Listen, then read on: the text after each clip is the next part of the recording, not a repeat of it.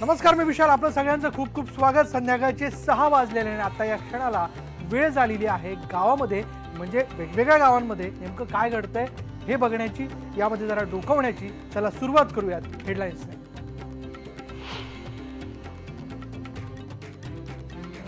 मराठवाड्यात दुष्काळानं शेतकऱ्यांना रडवलं, पण नांदेड जिल्ह्यात एका शेतकऱ्याला हळदीनं हसवलं.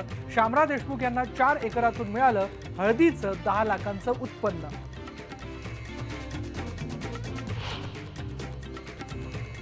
दापोलीतल्या कृषी विद्यापीठाच्या संशोधनाचा फळ प्रक्रिया उद्योगाला फारसा फायदा नाही. स्थानिक शेतकरी आणि उद्योजकांची तक्रार. विद्यापीठातलं संशोधन शेतकऱ्यांच्या बांधापर्यंत कधी जाणार हाच प्रश्न.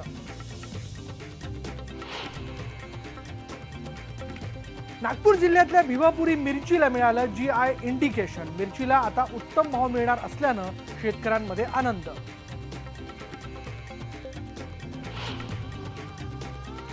भंडाऱ्याचे खासदार नाना पटोलेंनी तुमसर तालुक्यातलं गरडा बघेडा गाव घेतलं दत्तक. गावाचा विकास करण्यासाठी खासदार साहेबांनी दत्तक घेतलेल्या गावात 80% विकास कामं आधीच पूर्ण.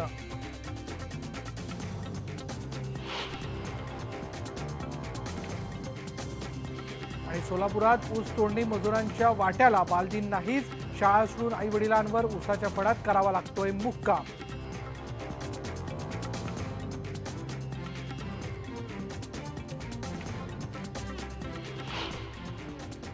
मराठवाड्यातल्या शेतकऱ्यांवर यंदा दुष्काळाचं संकट ओढावलंय. कमी पाऊस, नंतर गारपीट आणि त्यानंतर अवकाळी पाऊस अशा तिहेरी संकटामुळे यंदा शेतकऱ्यांना दुबार तिबार पेरणी करावी लागली. पण अशा दुष्काळी परिस्थितीतही हळदीनं मात्र शेतकऱ्यांना हात दिलेला आहे. नांदेड जिल्ह्यातल्या हळद उत्पादक शेतकऱ्यांनी यंदा चांगलं उत्पादन मिळवलं आहे. हदगाव तालुक्यात सरसम गावातल्या एका शेतकऱ्याला 4 एकरांमध्ये 10 लाखांचं उत्पन्न मिळालं आहे. शामराव देशमुख हे गेल्या 4 वर्षांपासून हळदीचं पीक घेत आहेत. त्यापूर्वी या गावात हळद पिकाबद्दल फारशी कोणाला माहिती नव्हती. देशमुख यांना पहिल्याच वर्षी 20 क्विंटल उत्पादन मिळालं आणि त्यानंतर गावात इतरही शेतकऱ्यांनी हळद घ्यायला सुरुवात केली.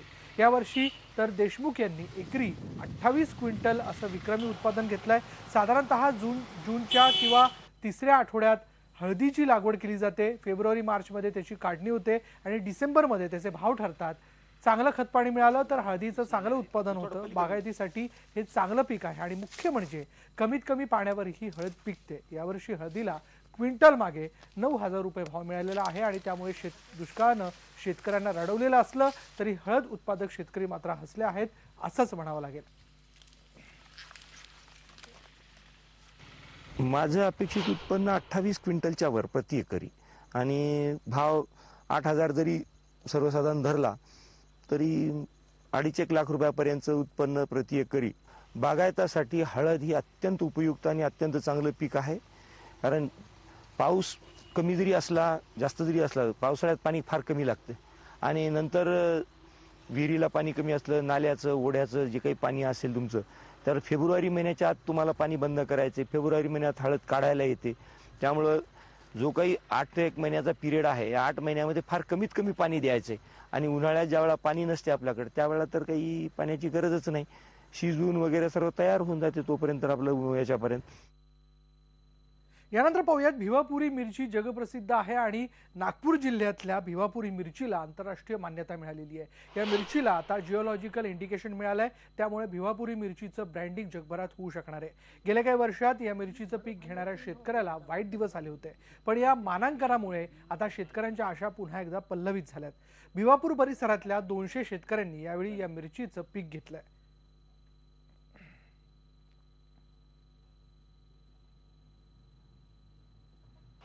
याच्यापासून फायदा एक आहे शेतकऱ्यांचा की बा ही जे वाहन आहे ही व्हेरायटी कोणी चोरू शकणार नाही आमच्यापासून.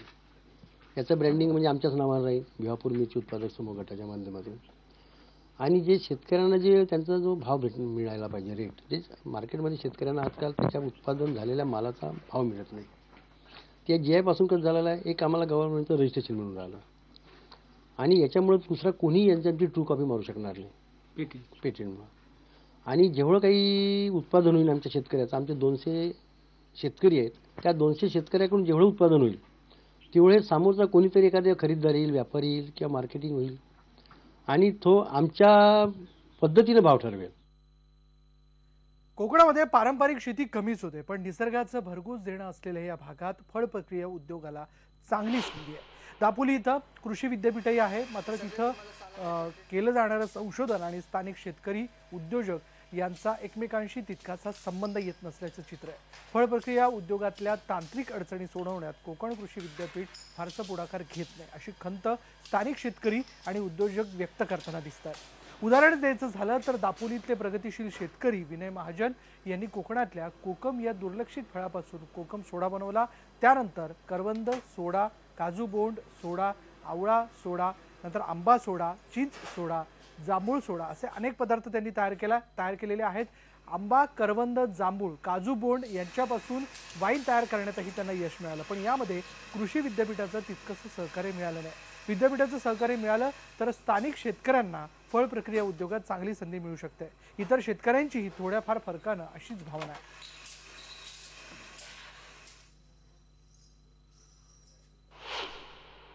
कसं आहे की एक स्टँडर्ड फॉर्म्युला घेऊन तुम्हाला पटलं तर घ्या असं नाही होत ना. पोचलं असं नाही फारसं म्हणता येणार, कारण सांगितलं असं की गरज वेगळी आहे आणि संशोधन वेगळं आहे, असं थोडेसे भाग त्याचे येत आहेत.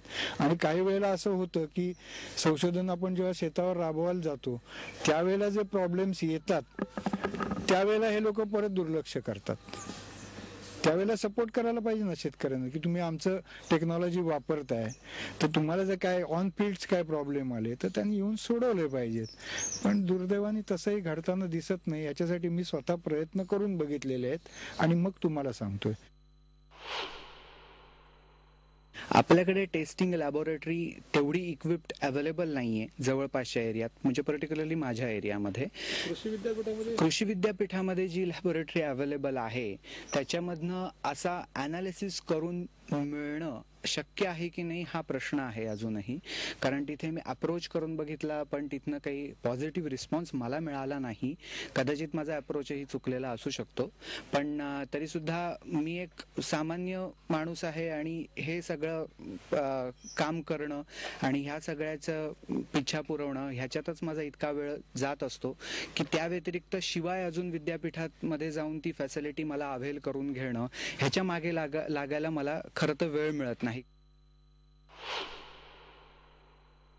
असे वेगवेगळे त्याच्यातून एक 4-5 प्रोजेक्ट उभा राहू शकतात. त्याच्यावरती रिसर्च होणं फार गरजेचं आहे. आणि विद्यापीठात रिसर्च झालेलं जे आहेत हे फक्त रिसर्च पुरतंच मर्यादित राहतं. त्याचा वापर उद्योजकांना किंवा ह्यांना होत नाही. तर विद्यापीठाने झालेलं रिसर्च हे उद्योजकांना बोलावून दाखवलं तर त्यातून उद्योजक ही म्हणजे पुढे येऊन त्यावरती प्रक्रिया उद्योग उभा करू शकतात. आम्ही शेतकरी उद्योजक यांचे मेळावे, प्रशिक्षण शिबिर घेतो, त्यातून शेतकऱ्यांना मार्गदर्शन करतो, असा दावा विद्यापीठाने केलाय. आम्ही या कोकणातील फळापासून जवळजवळ 69 प्रकारचे प्रक्रियायुक्त पदार्थ तयार करण्याचं तंत्रज्ञान आम्ही विकसित केलेलं आहे. आता हे तंत्रज्ञान शेतकऱ्यांपर्यंत पोहोचवण्यासाठी दरवर्षी आम्ही प्रशिक्षण वर्ग आयोजित करतो. साधारण त्या हंगामामध्ये एप्रिल-मे महिन्यामध्ये विद्यापीठातर्फे प्रशिक्षण वर्ग आयोजित केले जातात आणि ह्या प्रशिक्षण वर्गामधून ह्या शेतकऱ्यांना हे पदार्थ शास्त्रीयदृष्ट्या कसे तयार करायचे याचं प्रशिक्षण दिलं जातं. हे प्रशिक्षण घेतल्यानंतर त्यातल्या काही लोकांनी आपले उद्योग सुद्धा ह्या कोकणामध्ये सुरू केलेले आहेत. पण कृषी विद्यापीठाचं हे पुस्तकी ज्ञान आणि संशोधन शेतकऱ्यांच्या बांधापर्यंत कधी पोहोचणार हा प्रश्नच आहे. यानंतर आपण जाऊयात कोल्हापूरमध्ये. कोल्हापूर जिल्ह्यातल्या चंदगड तालुक्यामध्ये हत्तींमुळे पिकांचं अतोनात नुकसान झालं होतं. याबाबतची बातमी IBN लोकमतनं प्रसारित केल्यानंतर वन विभागाला आता जाग आली असून वन विभागाचे वरिष्ठ अधिकारी कोल्हापूरमध्ये दाखल झालेत. पण आज त्यांनी बैठक घेऊनही नुकसान भरपाईबाबत काय निर्णय झाला याबाबत माध्यमांना माहिती देणं टाळलंय. त्यामुळं वरिष्ठ अधिकारी हे नुकसानीबाबतची पाहणी करायला आलेत की फिरायला, अशी चर्चा आता चंदगड तालुक्यामध्ये सुरू आहे. कारण हत्तींच्या कळपाकडून नुकसान झालंय ते कोल्हापूरच्या चंदगड तालुक्यात. पण हे अधिकारी कोल्हापूर शहरातल्या कार्यालयात आज दिवसभर बैठका घेत आहेत. त्यामुळे शेतकऱ्यांना नुकसान भरपाई कधी मिळणार हा खरा प्रश्न आहे.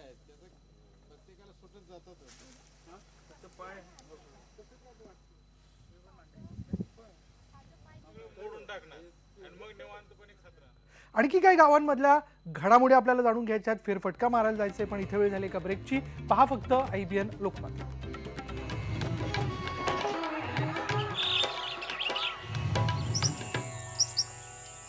ब्रेकनंतर पाहूयात पंतप्रधानांनी प्रत्येक खासदाराला एक गाव दत्तक घेऊन त्याला आदर्श बनवण्याचे आदर्श दिलेले आहेत. भंडाऱ्यातही खासदार नाना पटोले यांनी तुमसर तालुक्यातलं एक गाव दत्तक घेतलंय. गर्रा बखेडा हे गाव त्यांनी दत्तक घेतलंय. 17 नोव्हेंबर पासून ते या गावाला आदर्श बनवण्यासाठी सुरुवात करणार आहेत. पण या गावाची खरी परिस्थिती बघण्याचा IBN लोकमतनं प्रयत्न केला तेव्हा हे गाव मुळातच 80% विकसित असल्याचं आढळून आलंय. संत्री आणि बटाट्याचं पीक घेणारं हे गाव मुळातच सधन शेतकऱ्यांचं गाव म्हणून ओळखलं जातं. गावात सिमेंटचे रस्ते, पोस्ट ऑफिस, शाळा तसंच बागाही आहेत. गावाचा मुख्य प्रश्न फक्त पिण्याच्या पाण्याचा आहे. किमान तो प्रश्न तरी खासदार साहेब सोडवणार का असा प्रश्न गावकरी विचारतात. शिवाय मुळातच विकसित असलेलं गाव दत्तक घेण्यापेक्षा एखादं मागासलेलं गाव खासदार साहेबांनी दत्तक घ्यायला हवं होतं असंही लोक म्हणतात. त्याच्यामध्ये बेसिक नीड जी आहे शेतीला पाण्याची आणि त्याच्यापासून आम्ही सुरुवात करू. गावामध्ये जे BPLची लोक आहेत त्याला APL मध्ये आणू. एक आर्थिक स्रोत त्या गावामध्ये मोठ्या प्रमाणात निर्माण करू. तुम्ही ऐकलं की खासदार म्हणतात की त्यांना या गावात सिंचनाच्या सोयी करायच्या आहेत. पण या गावात सिंचनाच्या चांगल्या सोयी आहेत. तिथले गावकरी काय म्हणतात तेही आता ऐका. या तलावापासून कम से कम 4-5 गावाला पाणी भेटतं शेतीसाठी. जो 52 प्रकल्प जो पाणी आहे तो आता हा पहिला वेळ आहे आणि त्या पाण्यापासून धानाच्या यावर्षी चांगली फसल राहिली आहे लोकांना. आणि हा तलावाच्या पूर्वीपासून असल्यापासून जो पाणी पहिल्यापासून जो लोकांना मिळतं तो मिळतच आहे. पण आता हा पाणी 52 प्रकल्प झाल्यापासून या तलावापासून कास्तकाराला आणखी डबल फसल झाली आहे. घेऱ्यामागचा उद्देश एकच होतं की या गावात खनिज संपत्ती आजूबाजूला आहे, जंगल लागलेलं आहे, चांगलं सुपीक शेती आहे. पण ह्या गावातलं डेव्हलपमेंट जितक्या प्रमाणात व्हायला पाहिजे तितकं झालेलं नाही.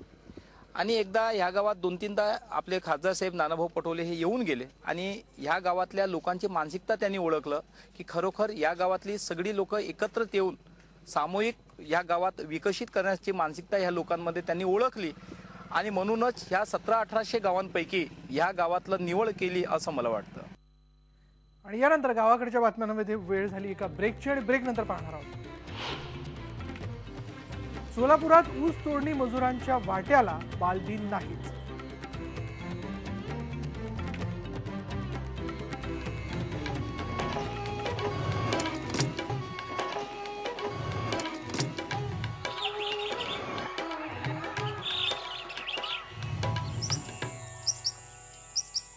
देशभरात आज बालदिन साजरा होतोय आणि त्याचवेळी दुसरीकडे मात्र ऊस तोडणी मजुरांच्या मुलांच्या शिक्षणाची परवड सुरू आहे. आई वडिलांच्या संसाराची गरज म्हणून या मुलांना शिक्षणाच्या प्रवाहातून बाहेर पडावं लागतं. बालदिन हा मुलांच्या गावीही नाही. त्यामुळे सोलापूर जिल्ह्यात सर्वाधिक साखर कारखाने आहेत. तिथं मराठवाड्याच्या कानाकोपऱ्यातून शेकडो ऊस तोडणी मजूर दाखल झालेत. 6 महिने ऊसाच्या फडावर आणि 6 महिने गावात असं त्यांचं आयुष्य असतं. 4-4 पिढ्या ऊसाच्या फडावर गेल्यानंतरही संसारात सवड न मिळालेल्या पालकांना मुलांच्या शिक्षणापेक्षा भाकरीची चिंता सतावते. मुलांनी शिकावं असं त्यांना वाटतंय पण पोटासाठी मुलांना पालावर आणावं लागतं अशी खंत ते व्यक्त करतात.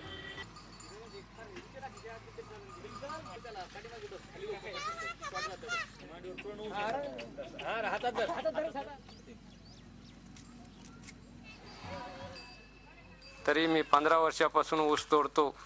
तरी मला 4-5 मुलं आहेत. त्यांची शाळा पण व्यवस्थितशीर होत नाही. तर 2 महिने गावाकडे राहता, 4 महिने इकडे राहता, तरी आमच्या लेकराची व्यवस्था होत नाही. आईबाप फडावर ऊस तोडणीला गेल्यावर ही लहान मुलं पालावरची कामं करतात तेव्हाच लहान भावंडांचाही सांभाळ करतात. बीड जिल्ह्यातून सोलापूरच्या सिद्धनाथ कारखान्यावर आलेल्या रिंकलचं बालमन जाणून घेतलंय आमचे सोलापूरचे रिपोर्टर प्रवीण सकपाळ यांनी. आजच्या या बालदिनी ऊसतोड कामगारांच्या मुलांच्या शैक्षणिक वाटचालीची परवड होतानाचं चित्र पाहायला मिळतंय. डिजिटल इंडियाचं स्वप्न दाखवणाऱ्या नरेंद्र मोदींच्या भारतात आजचा हा बालदिन कसा साजरा होतोय तेच आपण आज पाहणार आहोत. आज आपल्यासोबत आहे बीडवरून आलेली रिंकल आघाव. आपण विचारूयात तिला. माझ्या शाळेचे नाव आहे श्री बडे बाबा विद्या मंदिर लवरी केज, तालुका केज, जिल्हा बीड, पोस्ट लवरी. मी माझे आई वडील ऊसतोडीला आले आहेत. मी त्यांच्या सोबत आले आहे. माझी छोटी बहीण मी सांभाळत आहे. मी घरातले सर्व काम करते. माझे आई वडील आज ऊस तोडायला गेले आहेत, फळात गेले आहेत. आणि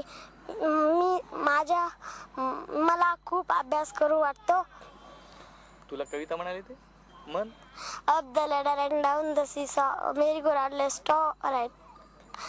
Oh, merry-go-round, let's stop right.